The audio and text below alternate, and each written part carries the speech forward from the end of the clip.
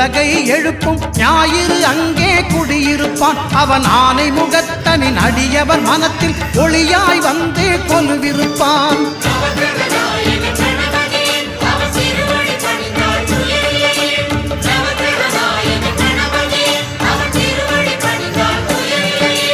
ஒன்பது கோளும் ஒன்றாய் காண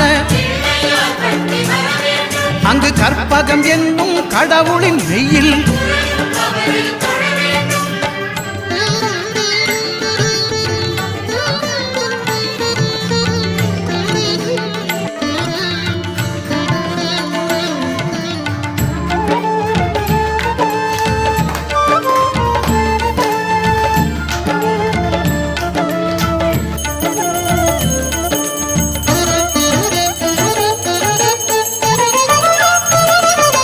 திங்கள் பகவான் திருமுகம் காண